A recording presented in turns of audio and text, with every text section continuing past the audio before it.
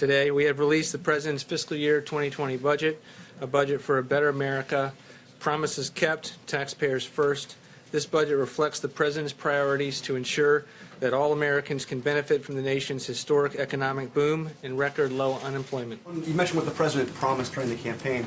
During the campaign, he also promised that he would eliminate the national debt within 8 years.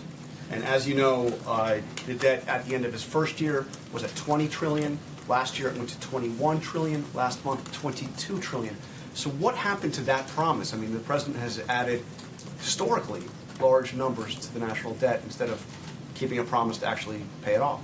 Look, again, the last administration nearly doubled the national debt, and when this president ran for office, he made a commitment to the American people that he would attempt to tackle the debt within 8 years. This president did that the very first year that he came to office by sending forth a budget that balanced within 10 years and had more spending reductions than any in history. But he's added $2 trillion, more than $2 trillion to the national debt. He also came into office and had an economic recovery that was needed to put people back to work, get the economy going, and to rebuild the military, and had historic levels of military at $700 and $716 billion in national defense dollars. At the same time, Congress has been ignoring the President's spending reductions for the last 2 years.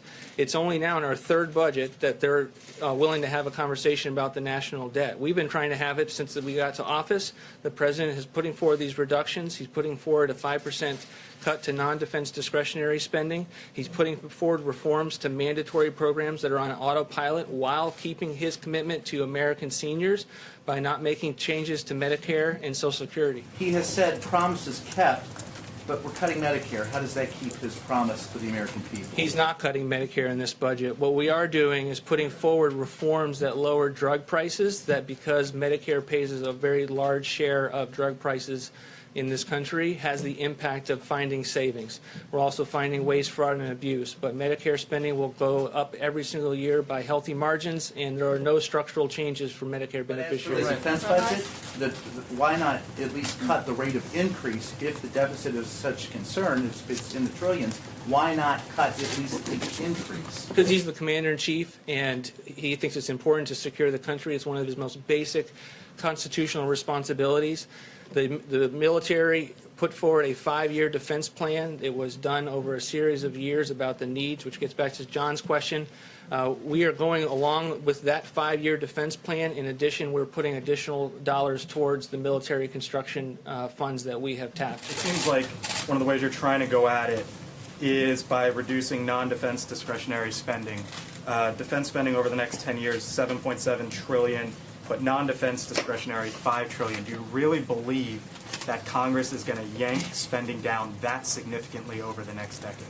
We believe that every budget is an opportunity to put forward our vision of the next 10 years. We are doing that in this budget, and we are saying to the American people, we can no longer afford the paradigm that Congress keeps giving us, which is that we're never going to make any trade-offs, that we're never going to align what we spend with what we take in, that we're not going to do what every family does across the country in trying to figure out what they can afford before they go out and spend. So yes, we are trying to say that we need to continue to secure the country. We need to continue to secure the border. We're not going to be bashful about that, but at the same time, we're also going to say that we have many, many programs that are wasteful and inefficient that we can no longer afford. I want to go to the least of these, welfare reform and SNAP. How much money is proposed for welfare, for this Welfare to Work initiative with job training, and also with SNAP? What are the lessons learned that you're trying to, I guess, reshape this harvest box proposal? Because it came under great criticism before, and now you're proposing it again. Could you talk about those two issues?